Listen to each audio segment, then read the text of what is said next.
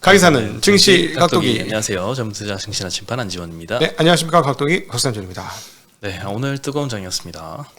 네, 오늘 좋았습니다. 네, 코스피 1.2%, 코스닥은 2.5%나 올랐어요. 네, 그동안에 못 오른 거 한꺼번에 좀 오른 것 같죠. 네. 역시 오늘 2차 전지가 많이 급등하는 바람에 코스닥이 좀 상승세가 굉장히 컸습니다. 그렇죠. 코스닥의 흐름은 2차 전지에 그냥 연동된다 이렇게 보면 되겠습니다. 거의 뭐 2차 전지 ETF가 코스닥이랑 비슷한 느낌. 그러네요. 워낙 네. 비중이 커가지고 그렇게 되고 있습니다. 네, 그리고 오늘 개인 투자자들이 많이 매도했어요. 역시 오르는 날에는 항상 이렇게 순매도가 좀 커지는데 코스피에서 5,500억, 코스닥에서 2,700억 정도 순매도를 했고요. 뭐 삼성전자를 1,600억으로 가장 많이 좀 개인들이 매도를 했습니다. 개인들이 삼성전자. 네, 기아도 삼성전자를? 삼성전자를 신기하네요. 네. 기아도 한 300억 매도했고 코덱스 레버리지, 하이트진로 다 300억씩 매도를 한 것 같아요. 삼성 SDI도 한 260억 매도를 했고요. 뭐 특정한 업종으로 나타나지는 않았던 것 같아요. 오늘 매도가. 네.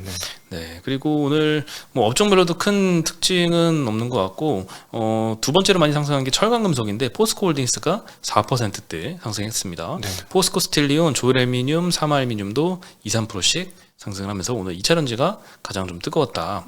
네. 그리고 기계 섹터에서도 CS윈드, 대동, DY파워, 두산에너빌리티, TYM 다 이렇게 굉장히 좀 주가가 한동안 좀 약했었던 업체인데 오늘 좀 반등을 좀 했고요. 그리고 에너지 관련, 재생 관련 이쪽이 좋았네요.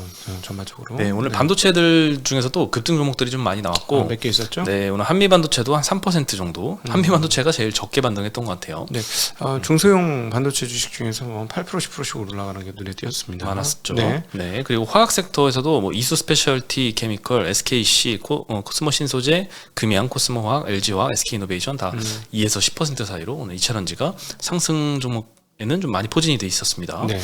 네, 그리고 뭐 전기가스 업종에서 한국전력이 한 2% 빠졌고 운수창고에서는 뭐 페노션, HMM 이런 해운주들이 좀 하락을 했습니다. HMM은 계속 인수전이 진행되고 있는데 LX그룹은 거의 뭐 인수 의사를 사실상 이제 인수 안 하는 걸로 좀 가닥을 잡았다고 하면서 네. 동원과 하림 2파전입니다. 근데 동가리는 참치잖아. 네, 자금 마련 열심히 하고 있는데 좀 비싸가지고. 네. 이 혹시 이제 딜이 좀 드랍될 가능성도 좀 거론이 되고 있습니다. 하긴 하림은 저기가 있죠. 페노션을 갖고 있죠. 네. 네. 네. 그리고 오늘 한국 10년물 금리가 오랜만에 4%를 하회했어요. 3.98대로 좀 떨어졌어요. 그래서 그런지 뭐 보험주도 조금 떨어졌던 것 같고 3%대는 좀 오랜만에 보는 것 같습니다. 네. 네. 그리고 오늘 윤석열 대통령이 공매도 제도 개선 의지를 다시 한번 강조를 했습니다. 네. 오늘 국무회의가 있었는데 모두 발언에서 근본적인 개선 방안이 만들어질 때까지 공매도를 금지할 것이다. 불법 공매도 문제를 더 방치하는 것은 시장의 공정한 가격 형성을 어렵게 해서 개인 투자자의 손실을 초래하고 시장 신뢰 저하와 투자자 이탈을 초래할 수 있다. 네, 그리고 공매도 금지되면 이제 MSCI 지수편이 어렵지 않냐 이런 반론 제기도 있잖아요. 거기에 대해서 또 답변을 했는데요. 미국과 다르게 한국은 시장 변동성이 크고 개인 투자자 비중이 높아서 장기적으로 증권시장 경쟁력에 긍정적인 영향을 주는 길이다. 네. 라고 합니다. 좀 말은 좋아 보이는데 일단 좀 불법 공매도를 차단하는 데는 다 동의합니다. 이거 반대하는 사람은 아마 없을 거예요. 근데 그렇죠. 공매도 자체를 현재 금지한 상황인데 이거에 대해서 과연 이 시장에 긍정적인 영향이 더 클까 아니면 부정적인 영향이 클까에 대한 시장에서 아직 확신이 없어요. 그래서 저번에 일요일 날 금융위에서 이 공매도 제도 금지한다라고 했을 때도 기자분들 질문도 나왔듯이 대통령의 발언도 듣기는 좋아 보이는데 거기에 대한 좀 객관적인 실증 자료를 좀 근거로 좀 대주는 게 시장의 신뢰를 얻는 데도 더 좀 도움이 되지 않을까. 정말 공매도 금지 제도를 아예 지금 금지를 일단 하는 게 뭐 시장에 더 좋은 거다라고 하는 주장에 대한 실증적인 근거가 좀 뒷받침됐으면 네. 시장 신뢰가 좀 더 높아질 수 있을 것 같다라는 생각이 듭니다. 뭐 저야 뭐 매수만 하니까 없으면 더 좋은 것 같긴 합니다. 더 좋은 것 같은데 사실은 이거는 이제 뭐 이거보다 더 중요한 거는 결국은 대주주와 소액주주 간의 격차를 어떻게 줄일 것이냐가 훨씬 더 핵심적인 내용이죠. 네. 그러니까 대주주와 소액주주요? 예, 대주주 상법 개정안 말씀하시는 거죠? 뭐 대주주한테 모든 게 다 유리하죠. 한국은 IPO도 그렇죠, 지금은. IPO 그다음에 뭐 유상증자 그다음에 CBBW 발행 그리고 그 상속 증여 이게 이제 이 넥슨 보면 확 나오는 거 아니겠습니까? 넥슨 비상장이니까 국가로 넘어갔잖아요. 지분이. NXC요. 그게 그렇게 됐는데 여기 있으면 그럴 일이 별로 없잖아요. 주식시장은 대주주를 위한, 그다음에 지분 팔았을 때 경영권 프리미엄 이런 걸 다 인정받을 수 있죠. 그래서 너무 좋아요. 세금도 덜 내고 너무 좋은데, 그래서 대주주한테는 좋은데 소액주주한테는 뭘 좋을까? 소액주들이 어떻게 보면은 ETF에 보면 기관들이 유동성 공급자잖아요. 제가 보기에는 한국 주식시장은 개인들이 유동성 공급자입니다. 돈을 갖다 대주고 안타깝네요. 그 돈을 대주주들이 좋을 때에 따라서 이렇게 가지고 가고 네. 그런 거죠. 네, 유상증자 IPO 이런 게 대표적인 거 아니겠습니까? 근데 제가 보기에는 우리가 공매도에서 멈추면 안 되고요. 진짜 중요한 거는 공매도가 와도 아무 상관없이 쭉쭉 가는, 미국 시장 쭉쭉 가잖아요. 거기 공매도 때문에 못 가나? 미국 시장이? 전혀 아니거든요. 그러니까 사실은 대주주와 소액주주들의 어떤 격차, 기울어진 운동장, 이거가 훨씬 더 중요한 이슈다. 그거 놓치면 안 된다. 참 한국 시장은 많이 기울어진 것 같아요, 운동장이. 그렇죠. 우리가 이렇게 얘기하는 건 우리는 아직 대주주가 안 됐다는 얘기겠지? 대주주면 얼마나 좋을까? 그렇죠. 대주주한테는 진짜 좋지. 빨리 대주주가 돼야 되겠어. 네. 이런 천국이 없겠죠. 빠져나갈 구멍이 굉장히 너무 많다고 많아. 하잖아요. 너무 많아. 법적으로 너무 많아. 기노점도 그렇고. 너무 많고. 법인을 하는 이유가 다 있겠죠. 네. 느껴집니다. 네. 네, 그리고 이제 어제 테슬라와 리비안이 4%대, 5%대 급등을 하면서 오늘 2차전지 상승에도 좀 영향을 끼쳤던 것 같습니다. 네. 미국 캘리포니아 공무원 연금이 3분기에 테슬라와 리비안 주식을 추가 매입했다라고 알려지면서 많이 급등을 했는데요. 그리고 또 테슬라 사이버 트럭 이달 말에 나온다고 하네요. 네, 근데 차량 구매하면 1년 동안 재판매할 수 없는 조건을 단다라고 하는데 예전에 정말 예전에 이런 얘기 한번 전해드린 적이 있어요. 어떤 사람이 예전에 테슬라 그 사이버 트럭을 내가 이제 타려고 하는데 예약을 걸잖아요. 네. 한 20대인가? 몇십 대를 걸어놓은 거예요. 매수. 예. 매수 예약. 예, 그리고를 이제 나중에 인도받으면 이제 팔 생각으로. 네. 근데 이제 그 사람은 몇 년을 그 계획을 세워놓고 기다리고 있는데 갑자기 이렇게 머스크가 1년 동안은 판매할 수 없는 조건 달면 그 사람은 이제 좀 계획이 완전히 좀 반대로 가네요. 그 1년 이후에도 그 사이버 트럭의 생산 대수가 떨어지면은 괜찮죠. 2년 차에 팔아도 괜찮아요. 기다렸다가 안 몰고 있다가 마일리지 안 쌓아놓고 있다가 이 대금을 근데 다 내야 되잖아요. 대금도 다 내야 될 뿐만 아니라 문제는 주차장이 있어야 될 거 아니야? 그렇죠. 비용. 보관 비용이 엄청나죠. 엄청 날 거예요. 그 차도 사이즈나 작나? 엄청 큰데. 네. 그런 아마 허수 매수 주문은 아마 좀 많이 취소가 되겠네요. 그러면. 그럴 가능성은 상당히 높다고 봐야 되겠죠. 네, 사이버 트럭 매수 주문에도 아마 그런 류의 허수 주문들이 좀 많이 있지 않을까 생각이 근데 그 렌트해 주면 되잖아. 또 사람들은 언제든지 피해 나갈 구멍을 찾거든. 법인 만들어서 렌트카처럼 해가지고 렌트를 주는 거지. 그게 되나요? 그 차, 그 차 인도 받기 전에 렌트카 딱 해가지고. 네. 네, 어쨌든 좀 옛날 생각이 좀 나네요. 네, 그리고 오늘 삼성증권에서 자동차 리포트, 풀리포트가 나왔어요. 101페이지짜리 이제 리포트인데, 굉장히 좀 자세히 적어줘서 최근에 이제 글로벌 자동차 시장 파악하는데 좀 많이 도움이 됐던 것 같습니다. 일단 글로벌 자동차 수요에 대해서 한번 보여드리면요. 24년도 자동차 수요는 8,457만 대로 전년 대비 4.4% 정도 성장할 걸로 전망을 하고 있습니다. 네. 근데 전기차와 내연기관차 많이 다르죠. 전기차는 전년 대비 한 19.5% 정도 판매량이 증가할 건데 내연기관차는 1.4% 정도 증가할 거다라고 보고 있습니다. 네, 그리고 이제 미국 시장을 특히 보면은 최근에 금리가 굉장히 많이 올라갔잖아요. 네. 그래서 미국의 자동차 60개월 할부 금리가 21년도 말에는 3.85%였는데 22년도 말에는 6.13%까지 올라갔고 23년도 9월 기준으로는 7.5%가 넘었습니다. 그래서 이렇게 고금리 상황이 누적되다 보니까 모두가 좀 생각하는 수요 둔화 움직임이 조금 보이고 있는데 문제는 삼성증권의 주장은 이 연체율 증가나 이런 뭐 수요 둔화 그거는 맞지만 네. 거기에 따른 경쟁 심화가 나타나진 않을 것이다 라고 좀 전망을 하고 있습니다. 그에 따른 이유를 한 4가지 정도 들었는데요. 내용이 좀 굉장히 많은데 한번 이제 배경 지식 삼아서 말씀을 드려보면요. 첫 번째는 이제 연체 증가가 많이 일어나고는 있습니다. 특히 이제 60일 이상 연체율이 6.11%를 기록해서 30년 만에 최고치를 기록했다는 어제 뉴스가 좀 나왔었거든요. 네. 네, 연체율이 분명히 높아진 건 맞지만 그 연체 증가는 보통 저신용 등급인 서브프라임군에서 많이 나타나고 있다고 합니다. 네. 그리고 업체들은 이걸 돌파하기 위해서 할부 기간을 이제 60개월을 많이 했는데 이걸 72개월로 늘려서 월 부담금을 낮추는 식으로 좀 대응을 하고 있다고 해요. 네. 최근에 이제 50년 만기 주담대 이런 거 있었잖아요. 마치 그런 것처럼 착시 효과를 좀 일으켜서 좀 판매를 어떻게든 끌어보려는 거죠. 그리고 현대기아차 같은 경우에는 이 서브프라임 비중이 15%대로 좀 안정적으로 관리를 하고 있다라고 합니다. 그리고 두 번째 이유는 2023년 10월 기준으로 이 딜러 재고가 있습니다. 딜러 재고 추이를 보면은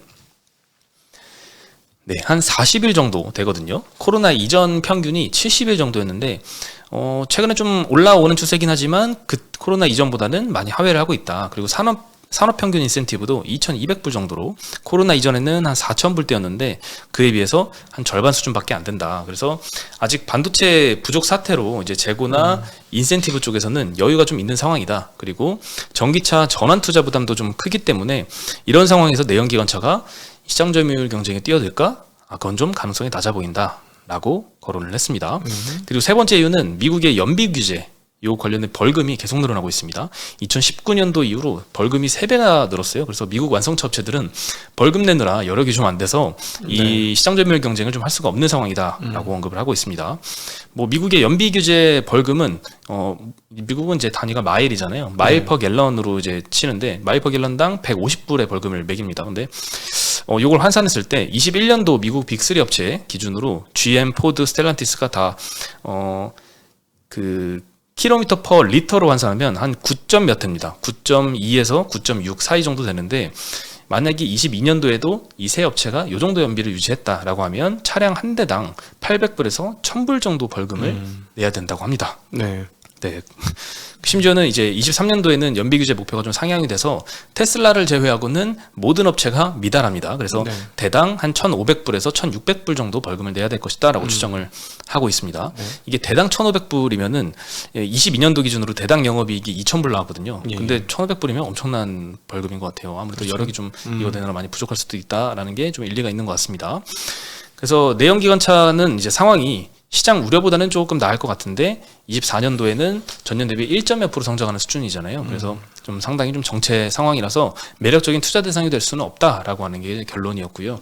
전기차 같은 경우에는 24년도 성장은 잠시 지금 둔화 모습을 보이고는 있지만 25년도 이후에는 환경 규제 강화, 뭐 전기차 가격이나 이로 인한 수요가 다시 증가할 것이다라고 언급은 하고 있습니다.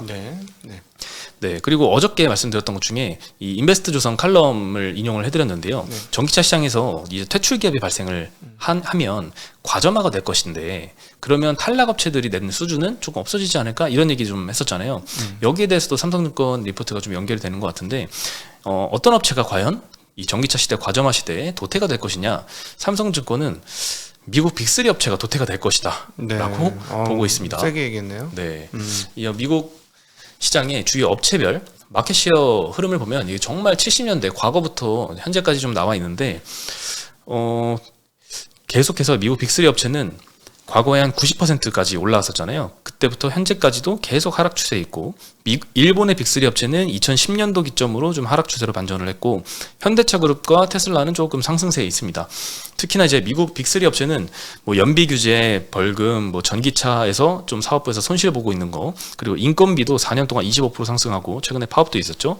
이런 요인 때문에 원가 부담이 계속 가중되는 중이라서 점점 어려워질 것이다라고 보고 있는데요. 일단 하나씩 보면 GM은 중국에서 시장 점유율이 계속 감소 중입니다. 유럽에서는 2015년에 이미 철수했고 북미랑 남미 사업장만 지금 남은 상황인데 미국에서는 지금 마켓시어가 16.5%로 판매 1위이긴 하지만 전기차만 보면 테슬라와 격차가 상당히 크다. 2023년 10월까지만 해도 올해 누적으로 전기차는 5.5% 점유율로 4위 기록하고 있습니다. 포드 같은 경우에는 중국 시장 점유율이 1.3%로 영향력이 아주 미미하고 유럽에선 4.2%이지만 위축되는 추세이다. 결국 마찬가지로 북미 사업장만 지금 남은 상황인데 미국에서는 지금 점유율이 올해 누적 기준으로 5.5%로 하락 추세에 있다. F150 라이트닝 요거 출시 초반은 굉장히 인기가 좀 많았었는데 사이버 트럭 출시를 다가오면서 점점 판매가 줄고 있대요. 이거 살까 저거 살까 하다가 사이버 트럭 사야지 하고 이거 안 사고 있나 봐요. 네. 그리고 전기차 사업부 손실이 굉장히 큽니다. 21년도에 손실이 9억 달러에서 22년도에 21억 달러로 늘어났고 23년도에는 3분기까지 누적으로 31억 달러로 확대가 됐습니다. 네. 네, 엄청난 소지를 계속 보고 있고 그리고 스텔란티스 여기는 아직 미국 시장 점유율은 괜찮아요. MS가 9.4%로 2위를 기록하고 있는데 주가는 굉장히 좀 지지부진한데요. 그 이유는 내연기관차 기반의 이 플러그인 하이브리드 EV가 좀 이유다라고 좀 거론이 되고 있습니다. 순수 전기차는 26년도 이후에 출시가 예정돼 있다라고 하고 그러면 미국 이 빅3 업체들이 만약에 이 예상대로 조금 시장에서 퇴출 수준으로 이제 가면 점점 경쟁력을 잃어가면 누가 그 자리를 차지할 것이냐? 테슬라, 도요타, 현대기아차를 언급을 했습니다. 네. 도요타는 최근에 이제 슈퍼 엔저 영향을 받아서 올해 3월 기준으로 마켓시어가 12.8%를 저점으로 계속 회복 단계에 있고 주가도 지금 사상 최고치 계속 기록을 하고 있습니다. 그리고 현대기아차는 24년도에 미국 자동차 시장에서 포드를 제치고 탑3를 할 것이다 라고 전망을 하고 있고요. 전기차 부분에서는 테슬라에 이어서 탑2를 전망을 하고 있습니다. 23년도부터 이제 포드를 제치고 2위에 올라설 걸로 예상을 하고 있는데 24년도에도 계속 그 경쟁력을 유지할 것이다 라고 보고 있습니다. 네네. 네, 정말 이거대로 현대기아차가 이제 점유율을 좀 경쟁력을 좀 많이 찾아갔으면 좋겠다 싶은데 지금 너무 저평가를 받고 있습니다. 네, 지금. 올해 뭐 굉장히 잘했고 그래서 외국인들 매수가 계속 꾸준하잖아요. 네. 예, 지금 PER이 3배대예요. 네. 3배 중후반대. 현대차, 기아 다 둘 다 마찬가지라서 뭐 도요타 같은 경우에는 한 10배 받는 것 같은데 밸류가 지금 한 그러니까 반도 못 받고 있는 상황이라서 이 저평가가 과연 어떤 요인으로 해소가 될지 금리가 조금 떨어지면 해소가 될 것 같긴 한데 네. 이렇게 경쟁력이 좀 시장 점유율이 빠르게 좀 올라가는 모습을 보이면 확실하게 좀 저평가는 해소가 되지 않을까 생각이 듭니다. 예. 네, 그리고 이제 KB증권에서 엔터주 관련해서 어제 좀 많이 떨어졌잖아요. 그렇죠? 앨범 판매량, 네. 이 초동 앨범 판매량이 전작을 좀 밑돌면서 엔터주가 전반적으로 주가가 좀 많이 폭락을 했습니다. 여기에 대해서 괜찮다는 리포트를 냈습니다. 실제로 이제 중국향 앨범 수출 데이터는 크게 좀 떨어지고 있습니다. 7월 1일부터 그 반간첩법 개정안 그리고 이에 따른 애국주의 영향 때문에 중국에서는 사실 그 개인 SNS 통제도 굉장히 강화되고 있고 개인 계정 폐쇄 움직임도 좀 보이고 있는데요. 네. 실제로 데이터로 봐도 23년도 6월에는 전년 대비 한 66% 정도 판매량 감소했고요. 7월에는 98% 줄었고 8월에도 99% 줄었고 9월에도 98% 줄었습니다. 그러니까 이게 가능한 수치인지 모르겠다. 진짜. 네, 3분기에는 거의 앨범을 못 팔았다라는 거죠. 네. 네, 그래서 4개월 연속 감소 중인데 다만 24년도에는 월드 투어 콘서트 매출이 좀 이걸 커버할 것이다라고 전망을 하고 있습니다. 23년도 9월까지는 수출액을 연유로 하면 23년도 중국향 앨범 판매량은 여전히 데이터가 안 좋으니까 40% 정도 감소할 걸로 추정이 되지만 글로벌 팬덤이 확산돼서 중국에만 파는 게 아니잖아요. 여기저기 다른 나라에 많이 파니까 전체 앨범 수출은 27% 정도 증가할 걸로 기대가 되고 있습니다. 네. 그리고 추가로 24년도부터 월드 투어가 좀 기대가 되는데 콘서트 티켓 단가가 앨범의 한 5배에서 10배 이상이고 그리고 동반 상승하는 MD나 굿즈 매출도 있어서 앨범 매출 감소분을 좀 많이 상쇄를 할 것이다 라고 전망을 하고 있습니다. 근데 바지는 앨범이 훨씬 높아요. 네.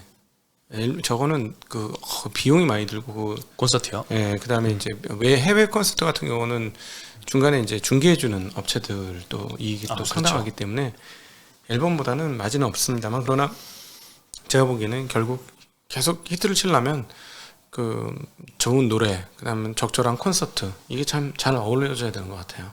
네. 네. 그리고 오늘 여러 가지 뭐 개별 이슈 중에 루닛이 3D 유방암 검진 AI 솔루션 루닛 인사이트 DBT라는 제품이 FDA 시판전 허가 승인을 받았다라는 소식이 알려졌습니다. 네. 뭐 의료진이 유방암 진단하는데 좀 보조하는 제품이고요. 국내 뭐 유방암 검출 솔루션으로는 첫 FDA 승인 사례라고 합니다. 네. 유방암 검진 시장의 65%를 미국 시장이 차지하고 있어서 미국 시장에 본격 진출하는 게 참 긍정적으로 보이긴 합니다. 네. 그리고 루닛은 이때까지 이제 FDA 승인받은 제품이 총 3개가 되고요. 어제 장후에 실적 발표하고 한 6% 정도 시간으로 떨어지더라고요. 네. 네, 컨센에 조금 미달하긴 했습니다. 물론 당장의 실적이 중요한 건 아니겠지만, 네. 네, 근데 이런 이제 FDA 호재가 아침부터 뜨면서 오늘 플러스 3%로 마감을 했습니다. 네, 이런 거 없었으면은 어제 6% 떨어졌기 때문에 많이 좀 떨어졌을 텐데 그래도 괜찮은 소식 때문에 주가는 방어를 한 것 같습니다. 네, 오늘 소식은 여기까지입니다. 네. 네. 네, 오늘은 좀 코멘트가 별로 없으시네요. 뭐 그냥 네 별로 할 게 없어요. 초반에 열심히 털었지 않습니까? 네, 알겠습니다. 근데 참 참 이런 얘기를 하면서도 좀 확실히 좀 부담이 되는 게 있어요. 이런 얘기를 하면 뭐 대주주 예. 세상이 제 성격처럼 돌아가는 게 아니라서 네. 요즘 쓴소리가 좀 많아지신 것 같아요. 여기저기 좀 화나게 하는 요인들이 많나 이거 봅니다. 좀 답답하죠. 한국 주식시장 이렇게 개인 투자자들의 어떤 미래를 좀 보장을 해줘야 되는데 미래를 탈취하고 있으니까 결과적으로 보면 너무 안타깝습니다. 네, 참 한국 시장에서 살아남기는 정말 난이도가 어려운 것 같아요. 네, 그렇죠. 미국 시장을 보면 확실히 어렵습니다. 사실 네. 뭐 옛날부터 이런 생각 많이 했잖아요. 미국에서 사는 것보다 한국에서 사는 게 학창 시절도 엄청난 경쟁을 뚫어야 되고 취업 시장도 엄청난 경쟁이고 뭐 승진하는 것도 그렇고 살아가는 인생 자체가 좀 난이도가 굉장히 높은 나라인 것 같은데 네. 주식 시장까지 난이도가 굉장히 좀 높네요. 그게 이게 쏠려서 그래요. 너무 많이 쏠려서. 근데 이 주식시장에서부터 좀 그게 좀 풀렸으면 좋겠습니다. 네. 네, 오늘 소식은 여기까지고요. 내일 다시 인사드리겠습니다. 네, 안녕.